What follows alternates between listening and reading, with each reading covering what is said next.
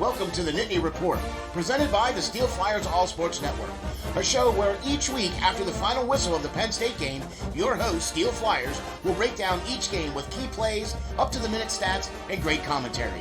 From Happy Valley to all points in the Big Ten and beyond, we are Penn State.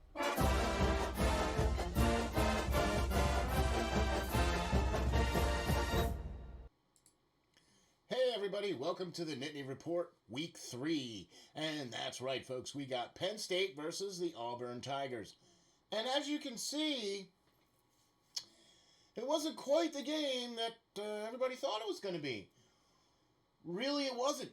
I'm SteelFlyers. I'm your host. How you guys doing? Thanks for checking in. Thanks for watching us. And thanks for, doing the like and subscribe and all that other, great stuff. We really appreciate you guys doing that. It really helps to get everything moved up and, all that other stuff. So, Penn State rolls into Auburn, and this stadium is awash with orange, and didn't matter. I mean, it just didn't matter. Okay, so Auburn was a pretty decent measuring stick, per se, I guess, for Penn State. I mean, the eyes of the country were looking on Penn State going, oh, they're going to play Auburn now, an SEC school. Some talent, some defense, some offense. Let's see how they stack up. All right. They played, I believe it was the whiteout game last year, 2 years ago, whatever. They played Auburn in Happy Valley, and it was almost the same outcome. It was a win for Penn State. It wasn't necessarily quite the blowout that this game was, but it was definitely a win for Penn State. Okay, so what happened? What's going on here? Okay, first of all, let's give some credit to Auburn. They have two quarterbacks, okay? TJ Finley and Robbie Ashford. Both of which, TJ was 11 for 19 and Robbie was 10 for 19, okay? They both had about 150, 142 yards. They each had a touchdown, and then they also each had an interception. That's a lot of turnovers that Penn State defense has had in the last 3 weeks now. That tends to bode well if you win that, turnover battle. And Penn State's been winning that turnover battle quite extensively, I think.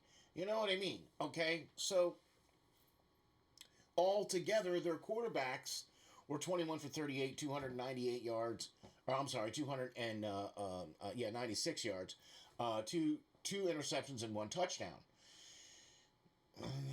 That's not really getting it done with a relatively darn good Penn State defense. With Chop Johnson back there, with All-American Joey Porter Jr. back there. I mean, one of the best corners. Look, this Penn State defense is going to come together here.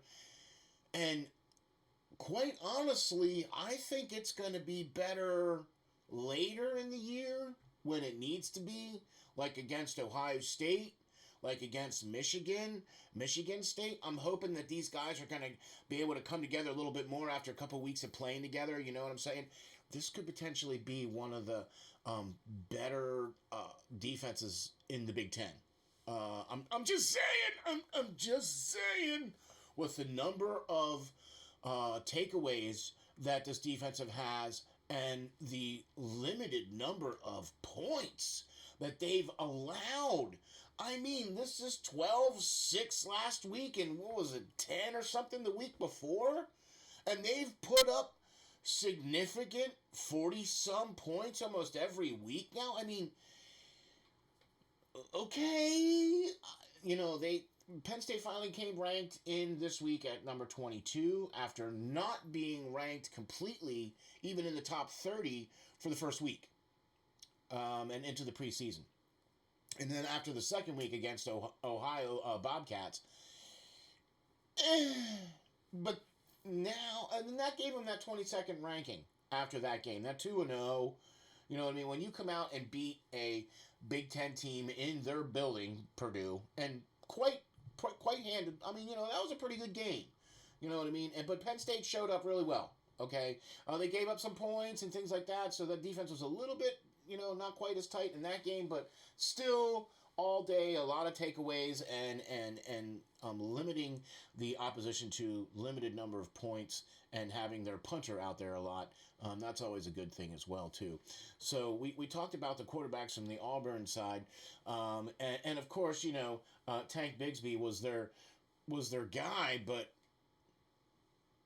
he only had a couple little runs. He only had a 4.3 yard average, and Penn State pretty much only allowed 119 yards rushing, and it was running by committee. Everybody had to go. You know what I mean? It was like they were trying to feature Tank, but didn't really get to.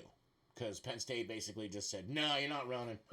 You guys are going to have to throw against us or whatever, and that wasn't happening either. You know what I mean? Because I think Finley and Ashford are basically like two number 2 quarterbacks. Like both of them are just not quite good enough to be the number 1 guy, but they're kind of both backups. Finley reminds me a little bit of Jameis Winston, where he's got a really good arm and is really huge. I mean, the guy's huge. He's like 6'7" or something like that, right? But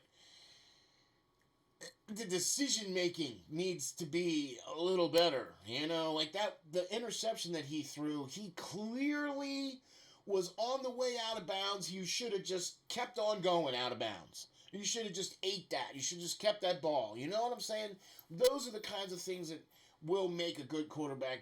I mean, a quarterback really good because he's got the numbers. I mean, he's got the talent and the skill, the size, and all that other stuff. So, let's go to the other side of the ball here in Penn State. Mr. Cliffy. Yeah. Cliffy had a pretty good day. I mean, his wasn't really the best rating on the planet, but he was 14 of 19 for 178 yards. He didn't have any touchdowns, but he played really well. You know what I mean? He was a good leader on the team. So I'm really looking forward to what's going to happen in the future because, folks, we got to talk about this kid. We really, excuse me, we have to talk about this young man. We're talking about Mr. Nicholas Singleton. Second week in a row now, over 100 yards, like stupidly over 100 yards. And he only had 10 carries for 124 yards and 2 touchdowns. Hey, 2 touchdowns, because that's where all the touchdowns came from, the running game. You know what I mean? And so, exciting. Very exciting to see Penn State go on the road, play against a humongous hostile crowd. I mean, it was a sea of orange in that place, okay? And quieted that crowd and made them just kind of go, okay, yeah, maybe not so much. So yeah. I want to get in here to some of the other numbers here that kind of jump off the page here a little bit at you. Penn State only had 18 first downs, whereas Auburn had 23. Okay.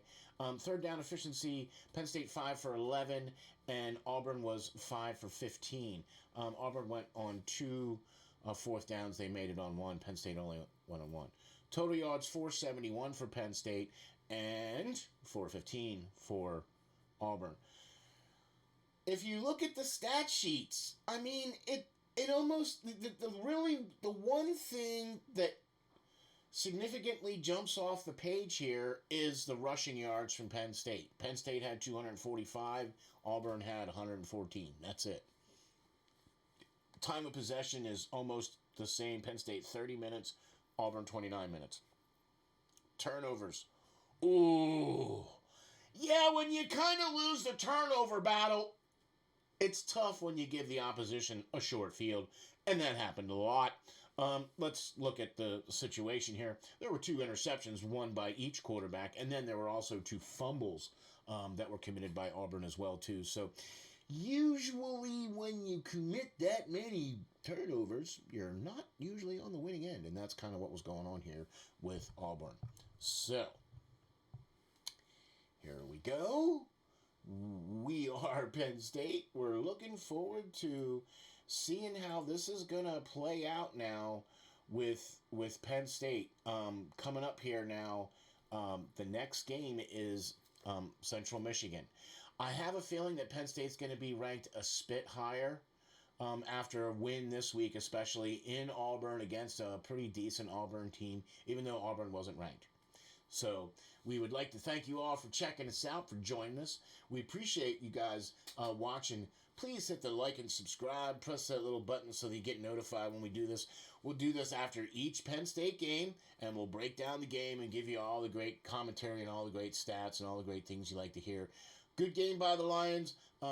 We'll see how this thing goes against Central Michigan for next week, because after that we got Northwestern and then Michigan. And here we go. So we are Penn State. We'll catch you guys all in the next Nittany Report. Thanks, everybody.